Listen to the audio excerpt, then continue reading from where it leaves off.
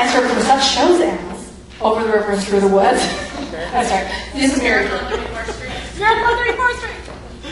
Hello, everyone. It's good to be here. As Laura said, I have been in a number of shows here at Lyric Arts, and I've had that privilege and pleasure, and also I had the opportunity to be in Arsenic Old Lace, and I played the part of Martha Brewster.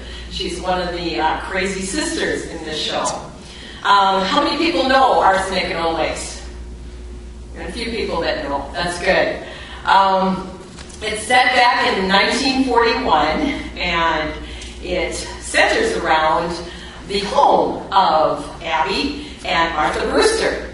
And they live in a big house that happens to be next to a cemetery. Now, this house and cemetery are located in Brooklyn.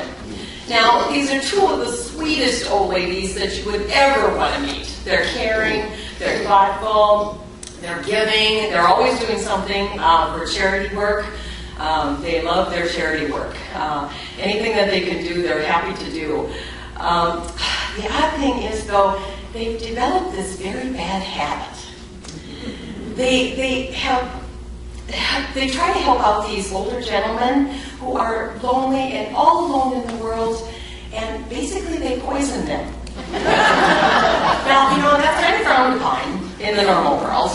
And so, enter their, well, first of all, they have a nephew that lives with them. His name is Teddy. Now, Teddy thinks that he's President Theodore Roosevelt. So he's constantly playing his bugle, and he's charging up the steps up Bunker Hill.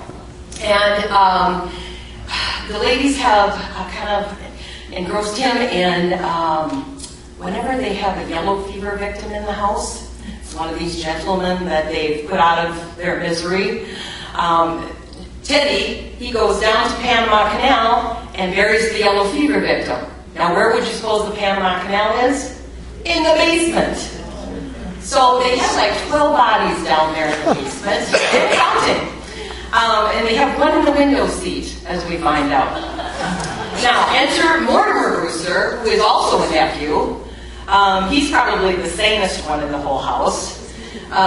He has just gotten married, and he has found out that his aunts have taken up this rather unusual hobby. And of course, he's trying to figure out how can he, you know, take care of this situation without his aunts ending up in jail, or, you know. And so all this mayhem is happening, and then we find out there's another nephew that comes upon the scene. His name is Jonathan Brewster, and he's not so nice. And he and Mortimer do not get along at all. And we found out that he also has a sidekick, and his name is Dr. Einstein. Now, Dr. Einstein tends to tip a few every now and then, very often. And one of the times when he was doing surgery, plastic surgery on Jonathan, he turned him into looking like Boris Karloff. So, you know, really hard to hide from the police after you've murdered 12 people, you know. So, mayhem and chaos from the get-go. It is a black comedy, so obviously these things you would frown upon in real life, but in a stage show, they end up being hysterically funny. So I hope that you will come and experience Arsenic Old Lace. I promise you will die from laughter.